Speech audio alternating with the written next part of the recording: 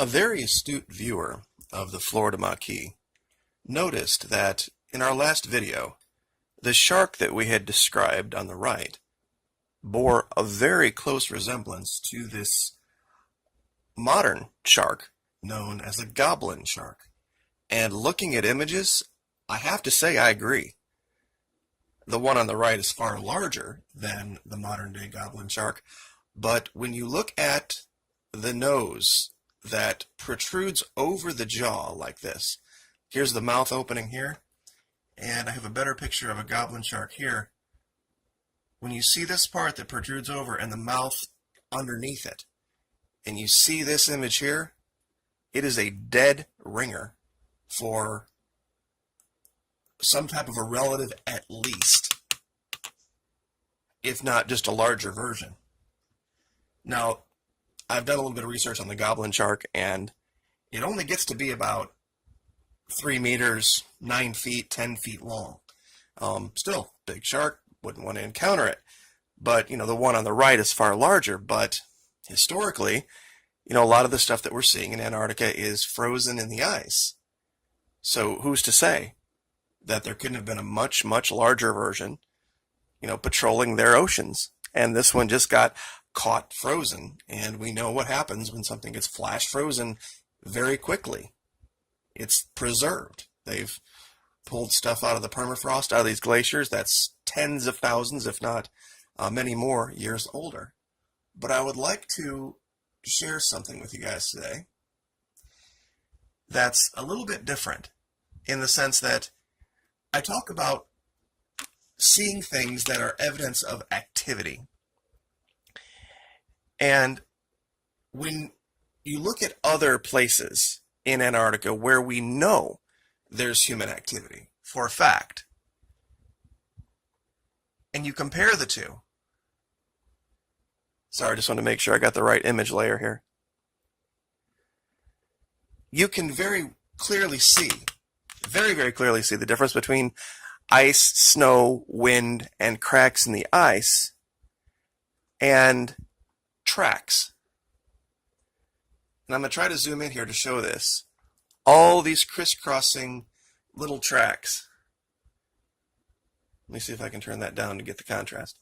The earlier 2 images I had actually turned the light up to get the images to show up properly. But when you look here at the opening of whatever this cave is, over here there's a very suspect stream of something kind of brownish red. Now, many have said, well, that's just iron oxide. Well, we see so many different shades that it wouldn't be the same thing producing those colors. We know that blood, when it's on the ice, becomes first very dark red and then brownish, where we've seen very bright red show up. But when we look at this, this is human activity. We're going to go to imagery station here in a minute to show you this, but I wanted to show you this first so you could have an image in your mind of the things that I'm calling human activity. Now, if you follow these tracks, and there is a path, it leads someplace exactly what you would expect to find. An opening, human-sized, or just slightly larger. See, we have this, I'll zoom out here. Supposedly this is just some iceberg randomly out on the ice, but we see very clear tracks to it. Now, there is, and this is really good contrast here, that's why I chose it. This up here, this is a crack in the ice. This is a track. Do you see the difference in how it appears? The tracks don't penetrate the ice all the way through, creating that shadowing that you see on this. And they are all over the place. Now, over here, we were here before. I wanted to show this. There are 5 different things that I can show in one image. And some of these are review, and I'm going to do something by request here. somebody had asked me, could you measure how big that ghostly figure is that we had referred to? Well, we'll go ahead and do that and get that out of the way. And that, of course, is this right here. Now, it's very, very large, so I don't know what standard you would use for saying, well, if it's this big, it sure is a ghost, but if it's that big, it's not. But we'll go ahead and measure and let you guys make your own judgment call. All right, we're going to measure in feet. And I guess we'll go to about there. That's 135 feet. I don't know if I would be any more intimidated by a ghost, whether it was 135 feet tall or 35 feet tall or 4 feet tall, to be truthful. If it's a ghost, it's a ghost. And that's what we're kind of looking at here. And there has been a great deal of documentation and talk about giants, about the Nephilim, and the size descriptions range well into this region. But let me show you some stuff I missed. Now, I totally went right by this, looking at this other stuff, but do you see the serpent's head here? Here's the eye, here's the mouth, here's the head, and it looks like there is a small figure, much smaller right here, either doing some excavation of it, or maybe taking a sample of it, or doing something. And this is a much more human-sized figure here. Let's measure that real quick, just to say we did. Now, this one's a mere 22 feet tall. So, just to give you an idea,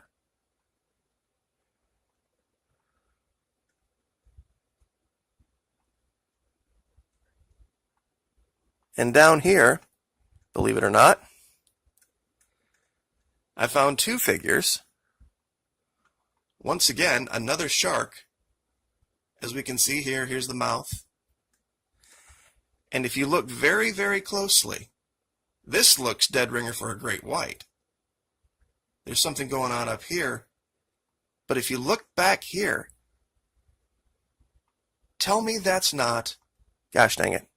Let me get out of ground level.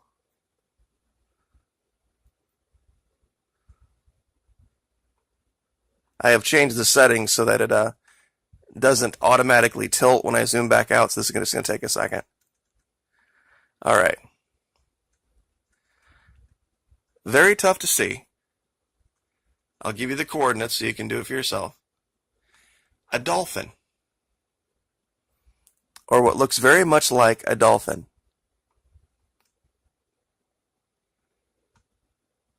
Right here. Here's the eye, here's the front flipper, the jaw, the nose of the shark. And here's what you see with this one. Great white sharks they're kind of two-tone.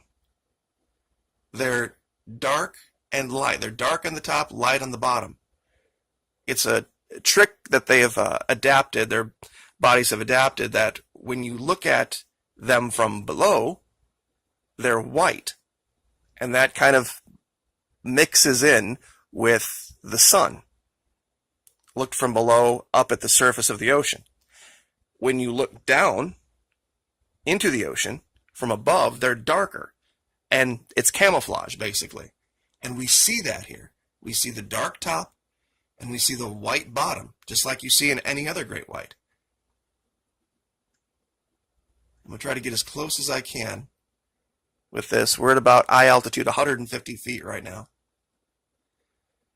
And we might as well, since we're doing it, we'll do a measure on this too. The shark part that's about 80 feet right there. And the dolphin part shows about 34 feet. 34 to 37 feet. So clearly, I mean, what we're looking at is stuff in the ice. Now, real quick warning. Let's see, did I get everything here? We looked at this before in another video. That figure 8 symbol over here, and then this serpent-like figure here. There's stuff in the foreground here that's also very, very strange. It almost looks like, and I missed this too, and I'm going to try to zoom this in. That dolphin thing we just looked at, it looks like there's the head of one right here with the body missing. Also another, same thing with kind of a smaller shark-like creature behind it. But like I said, once again, I'll give you all of these images or locations, and you can look at these images for yourself with Google Earth Pro.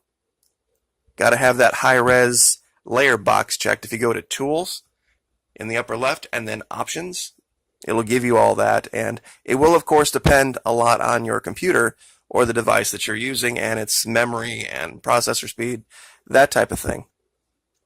There is a story out in the mainstream media right now, 2 of them, about Google Earth Pro being used to identify cold cases. There was especially one here from Florida where the guy had been in a pond. He had driven into a pond, and some kid found him using Google Earth Pro. And there's another one, I think, from England somewhere where there was like over 30 years this woman was missing. Now, real quick, this is going to be kind of disturbing. This is a new location, and it is basically a gray, an alien, staring right up at the camera. Now, I'm going to go ahead and zoom in.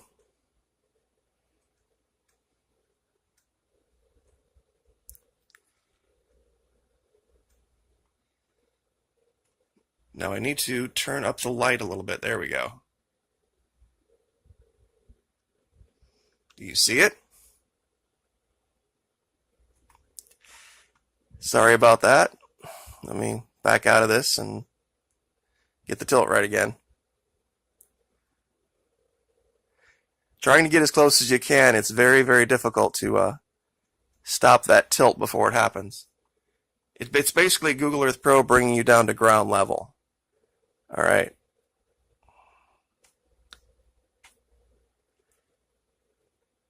All right, eye altitude about 200 feet. We'll use the zoom on the camera to get closer here. All right, so that's about as close as we can get.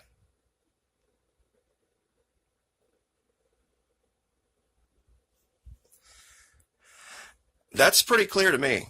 I mean, you can make whatever allegation you might about what that is. Give me 1 second. Let's see if I can actually zoom my computer screen. No, Google Earth Pro doesn't let me do that. It's very difficult to maintain the focus at this level too, but it's pretty clear. That's, whatever that is, that's something looking back up at you. And just moving over here to the right a little bit, it seems like there is another creature of some kind. Looks like dumping something over the side.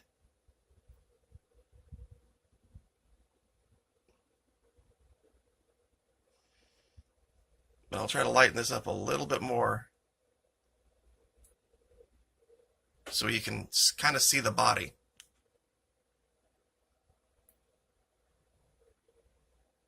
So once again, Google Earth Pro, I'll give you the location. You can go here for yourself, zoom in, and look at this. And make your own judgment call. Now, let's see. There was... I thought there was one more location we were going to go to. Oh, we're going to go to Mulliganai Station to show you what human activity looks like. Now, to do this, I've just got to turn my places on. I tried to turn off all of the different lines and everything so they weren't a distraction.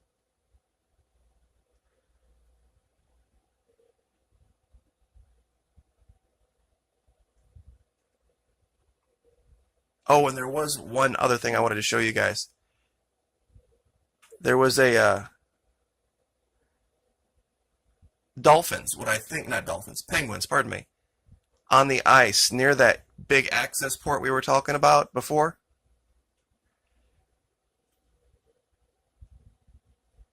Okay, here we go.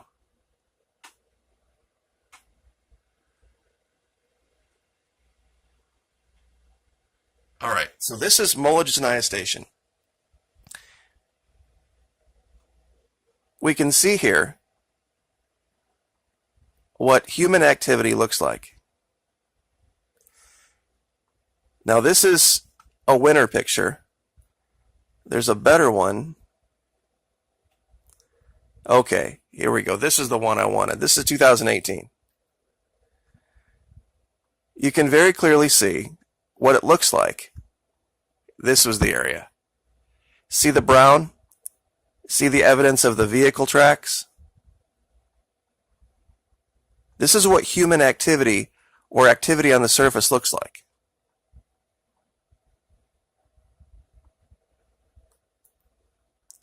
And you can very clearly tell the difference between over here, this is of course from driving.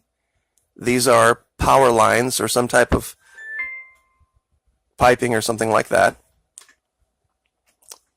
1 second. Sorry about that. So I just wanted to show this here at the end, just so that you have a reference to see what human activity looks like, evidence of walking, basically, or transport on the surface looks like. And then you can compare it.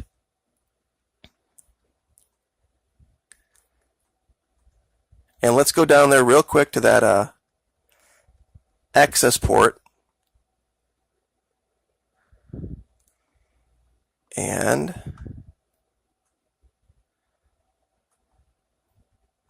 here it is. Now this was the area in 2010 where we found the jet. Now as you can see, as you zoom in,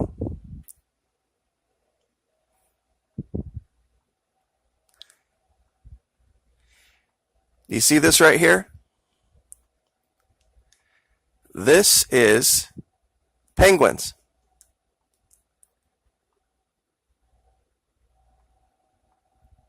And there's a giant kind of line of ants that you can follow all the way back to the sea. It's just kind of neat to see. I just wanted to show this. That you can see this kind of activity even from space. This enormous, enormous colony of penguins. So anyway, we'll leave it there, 18 minutes. But thank you so much for the support, guys. Really appreciated having the day off yesterday. Like, share, subscribe, and we will see you next time. Thank you.